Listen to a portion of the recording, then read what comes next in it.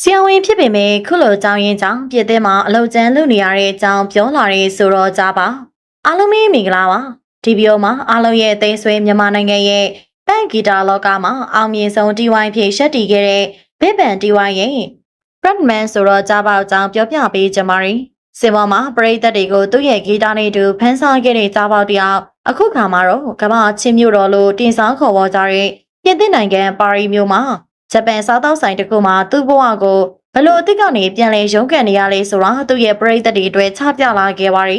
အားလုံးတည်းရဲ့အတိုင်းပါပဲ2021ခုနှစ်နောက်ပိုင်းမှာအနုပညာရှင်များစွာဟာသူတို့ရဲ့ယုံကြည်ချက်တွေကြောင့်မြန်မာပြည်ကိုဆွန့်ခွာခဲ့ကြပါရီအဲ့ထဲမှာကြားပေါက်လေးတယောက်ပါဝင်မှာချင်းရတဲ့သမီးလေးတွေဇနီးသေးဖြစ်တဲ့စွဝီတောင်းတဲ့သူပြင်သစ်နိုင်ငံမှာအခြေချခဲ့ပါရီအစပိုင်းမှာတော့သူ့ရဲ့လူမှုကွန်ရက်ပေါ်မှာမိသားစုနဲ့ပျော်ရွှင်နေတဲ့ပုံရိပ်လေးတွေခီးသွွားနေတဲ့ပုံလေးတွေပဲမြင်တွေ့ရတာကြောင့်အားလုံးဟာသူ့ဘဝကိုအေးချမ်းသာယာနေပြီလို့ထင်ခဲ့ကြမှာပါ။ဒါပေမဲ့အပြင်ပန်းမြင်နေရတာတွေရဲ့နောက်ွယ်မှာဘလို့အခက်အခဲတွေစိန်ခေါ်မှုတွေရှိနေလေဆိုတာကိုတော့ကျောင်းပေါက်ကအခုလိုပဲပုပ်ပွင့်လေးလေးထုတ်ဖော်ပြောပြလာခဲ့တာပါ။သူ့ကိုထင်သေးတဲ့သူတွေတနာတဲ့ပုံစံနဲ့စကနာထိုးချင်နေတဲ့သူတွေအတွက်ရည်ရွယ်ပြီးသူ့ရဲ့လက်ရှိဘဝအမှန်ကိုချပြလိုက်တာပြပါရီ။မြန်မာပြည်မှာဆိုရင်သူ့ရဲ့လက်မှတ်တစ်စောင်ရဖို့သူ့ရဲ့ဖျော်ဖြေပွဲကိုကြည့်ဖို့တန်းစီဆောင်ကြရတဲ့ပရိသတ်တွေအခိုင်အမာနဲ့အောင်မြင်ခဲ့တဲ့လူပညာရှင်တယောက်ကတိုင်းတမမှာတော့ဘာသာစကားအခက်အခဲတွေကြားကနေဂျပန်စားတောက်ဆိုင်ဒီဇိုင်းမှာ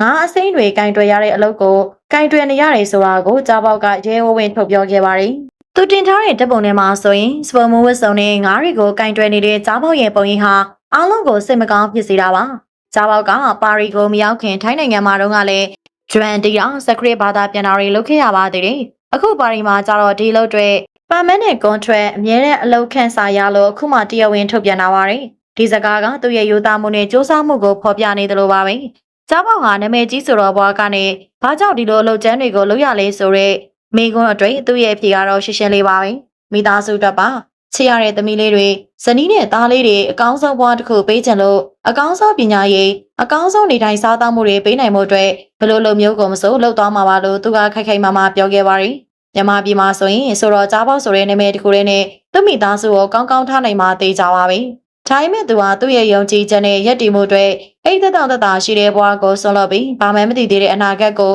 ပြင်ဆိုင်ဖို့ဆုံးဖြတ်ခဲ့တာပါ။ကြားပေါက်ရဲ့ဒီလိုရက်ကဘဝမှာဘယ်နေရာပဲချင်းဒီကိုပဲရှောင်နေပါစေရိုးသားစွာစူးစမ်းလုပ်ကင်စားတော့ရတဲ့အလုံးမှန်သမျှဟာဂုဏ်သိက္ခာရှိတယ်ဆိုတဲ့ချက်ကိုတည်တရားရစေတာပါ။ celebrity တယောက်ဖြစ်ခဲ့လို့နာမည်ကြီးတယောက်ဖြစ်ခဲ့လို့ဒီလိုအလုပ်တွေကိုမလုပ်နိုင်ဘူးဆိုတဲ့မာနတွေအတတွေကိုသူခွာချခဲ့ပါရီသူတို့ရေးကြည့်ဆုံးကသူ့ရဲ့မိသားစုဖြစ်ပြီးအမိသားစုတွေသူဟာဖခင်တယောက်ခင်မွန်တယောက်ရဲ့တာဝန်ကိုကျေပွန်စွာထမ်းဆောင်နေတာပါပရိသတ်တရားရောကြားပေါက်နဲ့ပတ်သက်ပြီးမိမိတို့ရဲ့အမြင်လေးကိုလည်းပြောသွားပေးခဲ့ပါအောင်ရှင်